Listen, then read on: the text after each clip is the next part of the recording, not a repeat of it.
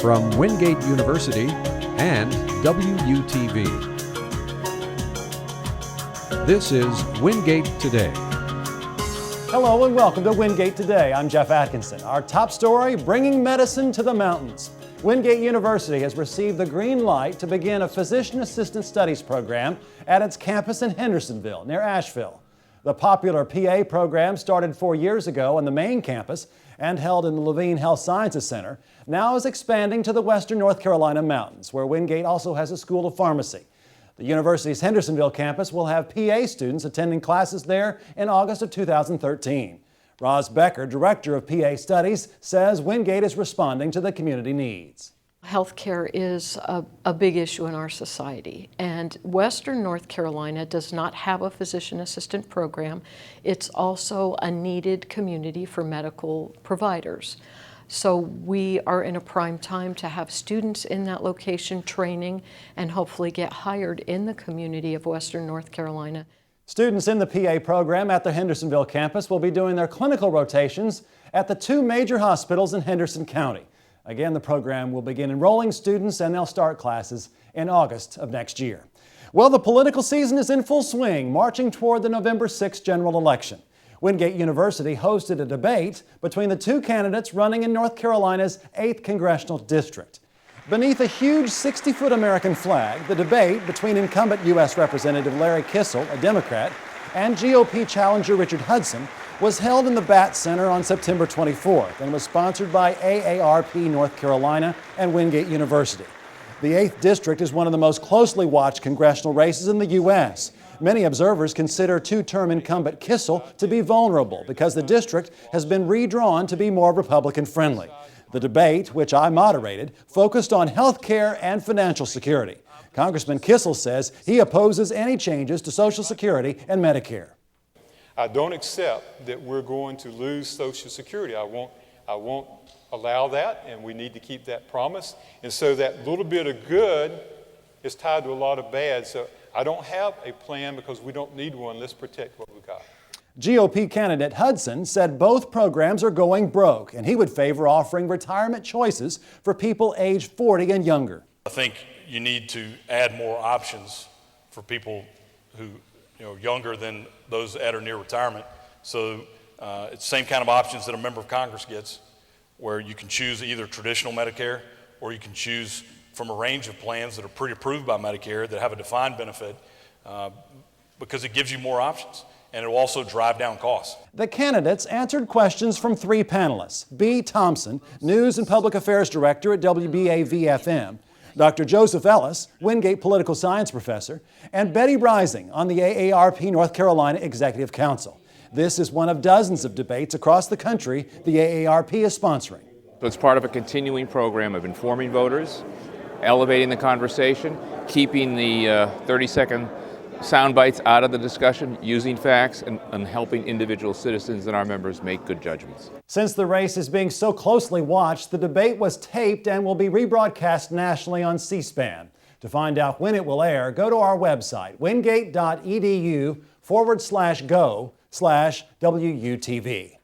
Wingate students got to experience some of the events surrounding the Democratic National Convention in Charlotte, held in early September. About a dozen students attended the U Future Summit during DNC week. The summit focused on technology, science, and finance in the global marketplace and was sponsored by the Congressional Black Caucus Institute. With thousands of journalists in the area covering the DNC, expert political analysis was a premium. WBTV Channel 3 in Charlotte turned to one of Wingate's faculty members in the political science department to help out during the convention. Dr. Joseph Ellis appeared alongside TV anchor Jamie Bowl and provided insight throughout the week of the DNC. So it's a big risk, but if it pays off for Barack Obama, this will be something that political scientists write about 10, 15 years from now. Ellis told us that being there inside Time Warner Cable Arena where the convention was held, regardless of your political affiliation, you could really feel the excitement from people. One more political note before we move on. There is a competitive governor's race going on this year in North Carolina. Wingate University President Dr. Jerry McGee spoke to that in an opinion piece that ran in the Charlotte Observer in mid-September. An article challenging the campaigns of Pat McCrory and Walter Dalton, the two running for governor, to avoid the mud and keep the race civil. Both men are good choices, McGee wrote. Past races in the state have left hard feelings, he said. And with the world watching North Carolina this election cycle, we have a chance to do this right. With students returning to campus, enrollment numbers have come in, and it's another history-making year. Wingate University enjoys record enrollment with 1,773 undergraduates and 875 graduate and professional students. That makes the university's fall enrollment totals approach nearly 2,700. That's an 18.5% increase from just 3 years ago. U.S. News & World Report's annual college rankings are out, and Wingate has just moved up 2 spots in the magazine's rankings of best value schools in the South. The magazine rated the university's 6th best value in a report released in September, up from number 8 last year. Wingate is the highest rated school in that category in North Carolina, topping Appalachian State and Elon. It's more than 8,000 miles, halfway around the world, but for a time in mid-September, Wingate University explored the Himalayas without having to leave campus. And it happened through lectures, songs, and ancient art. One of the events took place inside the Batte Center. Tibetan monks created what's known as a mandala, art that dates back 2,500 years. Millions of grains of sand of varying colors are meticulously laid into place on a flat surface. The sand painting, featuring different shapes and ancient symbols, took the monks 36 hours, over 5 days to complete. There are thousands of different mandalas. The community tried its hand at one. The official mandala the monks made represented compassion and love. Since this mandala has to do with the love and compassion, and I'm expecting that it helps people to grow love, compassion for peace and harmony. Himalayas Week brought the university a lot of media attention. Camera crews were here. School children came through on tours to see the sand painting and experience life in the Tibetan culture. And the monks visited Wingate music classes and performed in concert on the final night of their visit. The community's eyes were also open to a crime that we don't hear much about, the cases of trafficked children. And the message came by way of a man who never set out to change the world, but he has. It's our cover story. Thank you. He travels around the country speaking to college-age audiences like he did at Wingate's Austin Auditorium and makes a connection with them quickly. If you tell girls that you are volunteering in an orphanage in Nepal, they swoon at this. This is like the single best pickup line you will ever have in your life, I promise you. But his message is serious. Connor Grennan, author of the New York Times bestseller Little Princes, never set out to make a difference, but he has. I really think one person can change the world. When he was about to turn 30, Connor Grennan decided to take a year-long trip around the world. He never planned it, but found himself volunteering in an orphanage in Nepal, in Southeast Asia, in between China and India. While there, Nepal, in the midst of a civil war, Grennan discovered that the children in the Little Prince's orphanage weren't orphans at all, rather victims of child traffickers. Parents paid off the traffickers to take their kids to safety. Some were sold, others abandoned, some wound up in orphanages. Everywhere Grennan goes and retells the story, it opens people's eyes. Michelle Tucker, a high school teacher, brought her class to hear Grennan speak. We need to volunteer, we need to help, we need to try to make a difference instead of saying, yeah, that's a really good idea. That's what Connor Grennan did. Once he learned the truth of the Little Princes and other children of Nepal, he made it his mission to reunite them with their parents. His book chronicles that journey.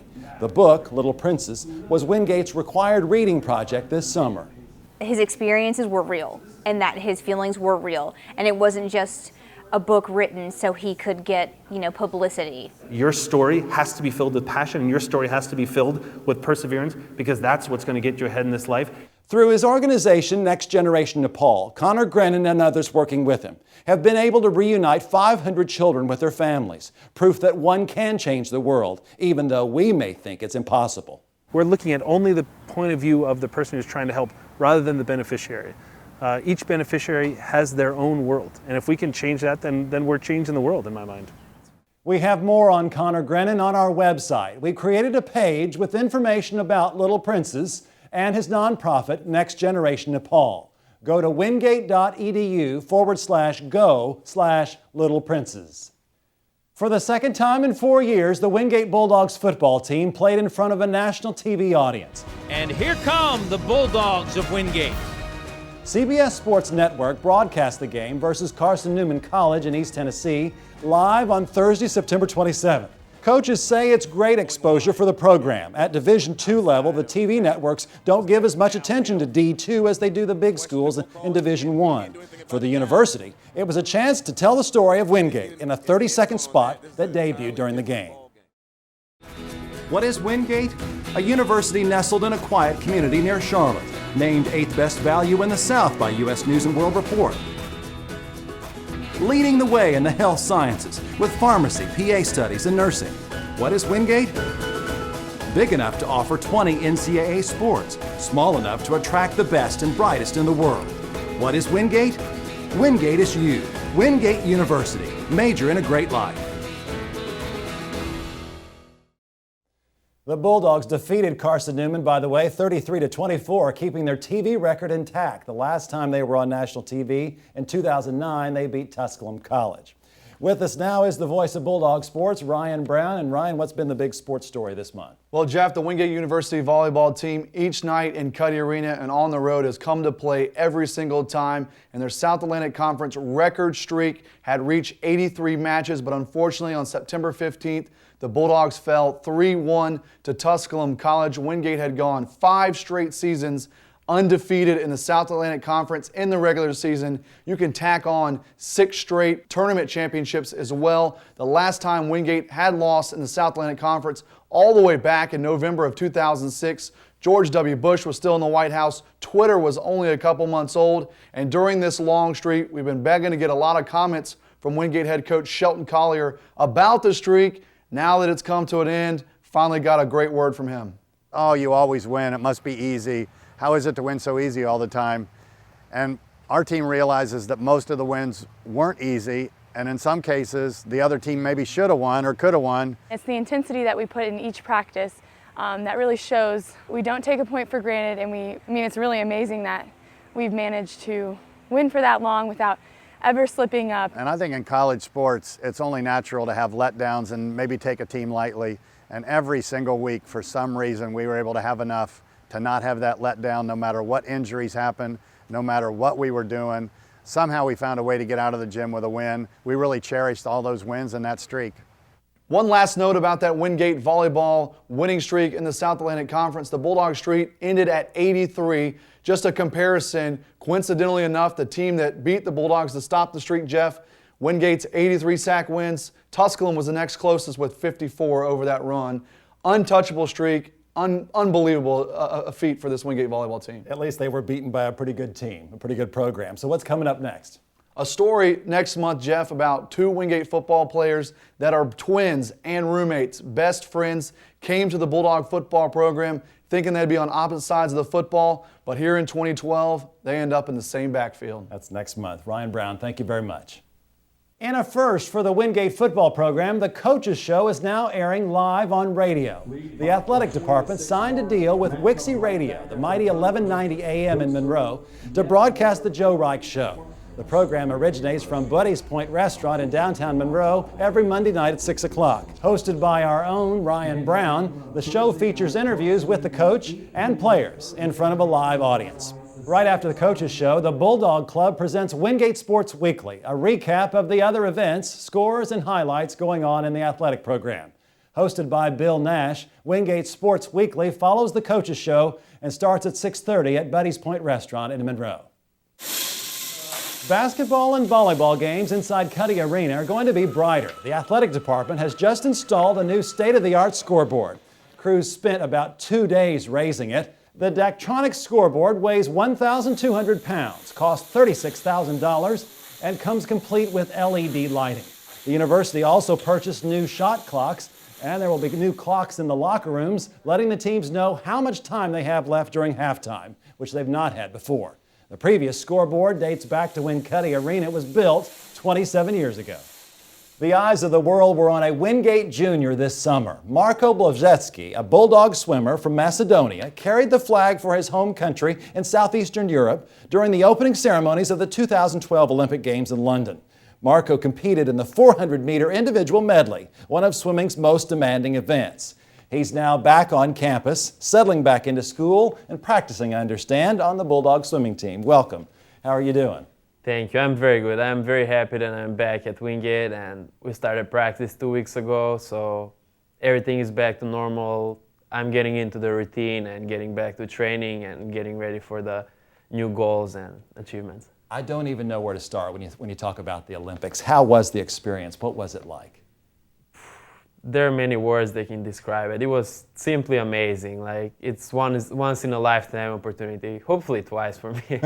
We'll see. But it was such an honor to carry the flag, and the swimming venue, the aquatic center was just unbelievable. Like 17,500 people being there and cheering me on. There was a little pressure. Like, I started first, so I was in the first heat, so it was interesting. It was a really cool experience. You finished third in your qualifying heat in the 400-meter medley. How did that go? You said, how was it disappointing, obviously? Yeah, we can go from both ways. I carried the flag right before that in the opening ceremony, and the next morning I was the first swimmer in the pool. I was in the first heat of the first event, and I finished third, so I don't know how to say it. I had the bronze medal for like 6 minutes maybe before the next heat started. But I wasn't too happy about my race. I was prepared to do better. Like, the result was not a clear picture of my thing in the moment. Wish we could have just stopped after that first heat, and then we would have had a bronze. That would have been very neat. That would have been awesome. The experience that brought you so much attention and brought the university so much attention. Who interviewed you? How many different press agents and people did you talk to? There were quite a few, actually. I had, I think, 5 that, like, these video interviews, and then every major paper back home was writing about me. And I had a few over here as well, like the Charlotte Observer and the Monroe paper put up pretty good articles. Also, one more paper in California, where I was before Wingate, posted a very neat article. And you got a shout out from the Wingate president at convocation. How did that surprise you? There was a really cool experience. I was here on campus on Sunday, and the next morning I got an email that I'm supposed to be at the opening convocation for the freshmen. And when the president, Dr. McGee, said like my name and going to the Olympics, and I had to stand up, wave to all the freshmen, like the biggest class in Wingate, it was really cool. Give me, just if you don't mind, one-word answers to some of these questions, because I want to just hear your thoughts. What will you remember most? What will you take away from London? The Olympic Village experience. Well, that's enough in and of itself. It must have just been crazy. Yeah, it was amazing. Maybe some people can say it's like a college campus, but the best of the best athletes in every single sport from everywhere else in the world. That's the only place when you can see people from over 200 countries at one place. What was your best experience? I think the cafeteria. That's where I meet all the people, and it was nice. Or actually, besides that, the sand volleyball court. It was an amazing venue downtown London. What was the worst? Obviously, probably the loss, but was there anything else that comes to mind? Besides my race, where I think I underperformed a little bit, everything was perfect. It's the Olympics. Like, not many things can go wrong. What's next for Marko? Right now, I'm representing Wingate, so of course the NCAA championships is going to be in March in Alabama, and hopefully I can defend my NCAA title and hopefully break the NCAA record in the 400 IM. Which you've won for 2 years in a row. Yep, both my freshman and sophomore year, I'm the defending champion in that event. Okay, the 2016 Olympics seems like a long way off. What you think you'll be ready to compete again? Do you want to compete again? Of course I do. London was really amazing, and I want to do it again, but first there are a few stepping stones I need to pass, like, of course, the NCAA championships, but next year's World Championships in Russia are going to be a big, major stepping stone, and I know where I will be. And then there's one more World Championships before the next Olympics, and they will show my form and if I'm ready for the next Olympics. And you are how old right now? 19. 19, so you still have a lot of swimming left in you. Yep. I hope at 23 I'll be more mature, better, and hopefully, I don't know, maybe win a medal, at least final at the next Olympics. Well, Marko, you've made us very proud. Thank you very much. Thank you. Coming up on Wingate Today, for years he represented the law in these parts, and then he went to Raleigh to help make laws. Now he's retiring, but maybe not for long. Frank McGirt in our Alumni Spotlight. That's next. And later, if a picture's worth 1,000 words, then these students have a lot to say to a very special Wingate hero. We'll be right back.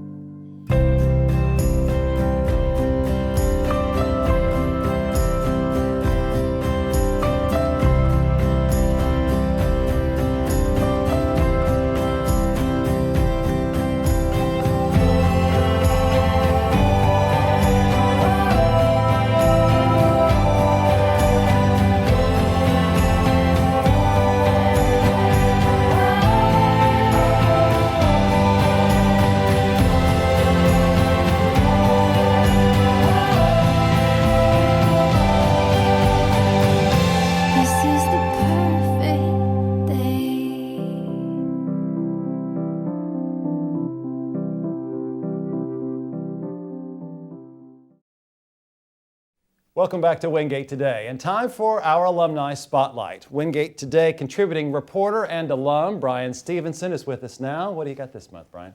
Well, if you've lived in Union County for the past 40 years, then you probably know the name Frank McGirt. He was the sheriff of Union County for many years, and now he's wrapping up a stint in the state legislature. Wingate is a gem. I mean, what it provides for our area and for young people and for old people, it's just undeniable. Wingate University has a special place in Frank McGirt's heart. It was in December '66 when I graduated. I was in what they call the 21-month junior executive training program. McGirt may have completed the training to be a junior executive, but he had known his true goal for many years. I told my mother when I was 16 years old I was going to be sheriff one day. She believed it. I don't think anybody else did, but you know how mothers are. His mother's confidence, as it turns out, was well placed. He became a deputy sheriff in 1970, and in 1979, at the young age of 33, he was appointed to the office of sheriff to fill out the term of Sheriff Frank Fowler, who stepped down after having a stroke.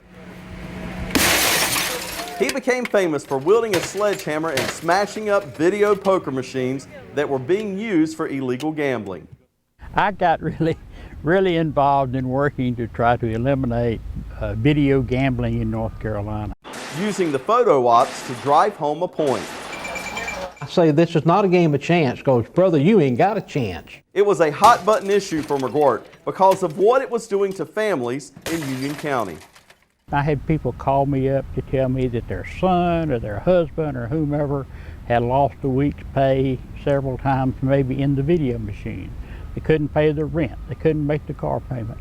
And I saw what an evil addiction that was. McGirt spent 23 years as sheriff and became the longest serving sheriff in Union County history. He says he always tried to keep the proper perspective on his job. I understand that public service is just that. It's to provide service to the public. And rather than be the guy who wanted to wear a big gold badge and flash his gun around in the restaurants, I wanted to be able to do something with it that would benefit children and families and make Union County, North Carolina, a little better place to live. For the past 2 years, he has served out an appointment to the state legislature, taking those same principles to Raleigh, this time trying to make a difference on a statewide level. I'm particularly interested in young people and children and the elderly. This chapter of his public service is coming to a close in January, but McGirt is proud of the opportunity he's had to serve. Hopefully I've made, once again, North Carolina a little bit better place. Of course, Frank McGirt has made a difference in Union County and North Carolina. And Jeff, you know he always has a pen whenever you run into him. He sent you one today. I was hoping he would do something like that. Brian, thank you very much. What's he doing now? What's next? He will actually be selling promotional products, which he's been doing for years. In addition, he hasn't ruled out a return to public office. A great alum. Brian Stevenson, thank you very much. It's a story set in Sunset Beach, North Carolina, and takes the reader on a journey of love, loss, and mending through faith. The Guest Book is the newest novel from local author Mary Beth Whalen. You may remember her from her work with Proverbs 31 Ministry. She wrote a daily devotion which reaches over 350,000 people each day. She's now a full-time author, a wife and mother of 6. They live here in Charlotte and in the Charlotte area. Welcome to Wingate Today, Mary Beth Whalen. It's nice to have you here. Nice to be here. Tell us about this book. It is called The Guest Book. Sure. It's a story about Macy, who is at the kind of the backstory is when she was 5 years old, she drew a picture in a guest book at a beach house. And the book became like a touchstone in her life because every year she would come back and draw another picture that depicted her week at the beach and all the special things she did. But the key was a little boy would draw a picture back to her, only she never knew who he was. This went on their whole lives until they were in their late teens, and then tragedy struck and her family never returned to Sunset Beach. So the novel picks up 10 years later, and they are returning for the first time to kind of face the things that they ran from. And more than anything, she wants to find this person who she's convinced is the key to the happiness that's eluded her. This is your third book. You told me you started writing fiction about 2 years ago, not all that long. Yeah. How did you get started in this? Well, I've always written fiction, always dabbled in it, and definitely I always have thought in story. And I just decided to take the plunge. I had put it off and kind of hid behind that word someday. And decided I was getting to a place in my life where someday just was not a good thing to live like that anymore, and wrote a novel and submitted it, and here we are. One of the questions you said that you often get asked is, so mother of 6, how in the world how do you manage that and have a writing career? Well, every day is different, and I kind of have to live, what do I need to do today? But for the most part, I've learned some tricks, and definitely something I want to talk about whenever I visit with the Friends of the Library and answer questions, that kind of thing. You are going to be appearing at a Friends of the Library event. Yep. It's a fall tea that they're calling. It's in October 19th. And we have information on your screen right now to be able to find out about the Friends of the Library event. You'll be visiting with the people who come, and yes. What will you be telling them? Well, I'll talk about the book, of course, and I'll talk about the writing process, and always have the question, how do you get your ideas, and that question, how do you do it? And of course, I could go into more detail about that, just the balance that I've learned to strike to keep my family a priority, but also to pursue my own dreams. Where do you see your career going? Oh, just to keep writing. I would love to do a novel a year, and I would love to just keep telling stories. I have a lot more in me that I want to share. Is it difficult to break into the business? Well, I think one of the key things if you want to break into the business is start making connections, come to things like Friends of the Library and meet authors and go to writers' conferences and take classes and do anything you can. That helps a tremendous amount. Wonderful. A story set in Sunset Beach. The book is The Guest Book, and Mary Beth Whalen is the author. Thank you so much for being with us today. Thanks for having me. And finally, a celebration and a thank you. When Charlotte attorney and businessman Porter Byrum opened up his wallet to Wingate last year, his contribution to the university made history. $20.9 million donated to Wingate to use in whatever way it saw fit. It is being put to good use, and in a way Porter Byrum wanted. A picture-perfect day on the Wingate campus. Some of the university's finest lining up to take a picture and to say a thank you. Can you pack in the list a little tighter? Who are these students? A special group the university's calling the Byrum Scholars. We'll come back to them in a minute. From the original decor, it's easy to tell the Charlotte's Park Road Shopping Center opened in the mid-1950s. Last year, Wingate made big news when it inherited the venerable Park Road Shopping Center in South Charlotte. Businessman and attorney Porter Byrum, who has an office here, donated it to 3 schools: Wingate, Wake Forest, and Queen's University of Charlotte. When the property was sold last year, Wingate's part was $20.9 million, biggest single gift Wingate's ever received. Byrum, the son of a Baptist preacher, ever the humble man, was overwhelmed by the appreciation the university showered him. This was last October when Wingate named the School of Business after Porter B. Byrum, who's 92. I'm overwhelmed with all of the nice things these people say about me. They almost take away my humility and make me feel like I'm some big shot. Byrum, known to many as Mr. B, left it up to Wingate to decide how to spend the money. But always in his mind, he hoped some of it would be spent on future generations. which is where the Byrum Scholars come in. Rhett Brown, Vice President for Student Life and Enrollment Services, laid out the criteria from Mr. B. If you would help students who are bright, hardworking, and possibly have some financial need. The first class, freshmen this year, the first of 4 classes who will receive money from Mr. Byrum's gift. Scholarship and financial aid in the truest sense of the word, up to $4,000 in some cases. I come from a family that has a lot of financial need. My dad's been out of work for about 6 months now, so I was really thankful to get the scholarship. When I saw that, I got real excited because, I mean, everybody gets excited if they get money. This was the only school I applied to because I was just so in love with it. So if I hadn't have gotten that, I wouldn't have been able to come. And to show their appreciation, the university got the Byrum Scholars together, there's 53 of them, to write thank you cards. It's definitely really thoughtful. Like, it means a lot to me that he would be willing to help me out like that. And give Mr. B tangible evidence of his gift, thus the photo shoot. And the photo, framed with the words Byrum Scholars, inaugural class, August 2012, which Rhett Brown delivered recently to Wingate University President Jerry McGee. McGee will present to Mr. B, certain to remind him of himself 70 years ago. To see their photographs and to know that there a few years ago stood Porter B. Byrum, standing at Wake Forest trying to get an opportunity to better his life, and now he sees these nearly 60 young people, and he knows that whatever happens throughout their lives, he will have played a very important role, and I think he'll be so excited about that. Wake Forest is where Porter Byrum went to school and received his law degree, but he's had a love for Wingate University as well. Serving as a member of the Board of Trustees, the university has been near and dear to his heart. Winston Churchill once said, "We make our living by what we get, but we make a life by what we give." Certainly words that can be said about Porter B. Byrum. One final note before we close, take a look at this. Construction is completed on the new pedestrian walkway that runs through the heart of campus, where Camden Road used to be. The beautification project features a new brick entrance sign, water fountain, landscaping, and lighting that comes alive at night. Beautiful.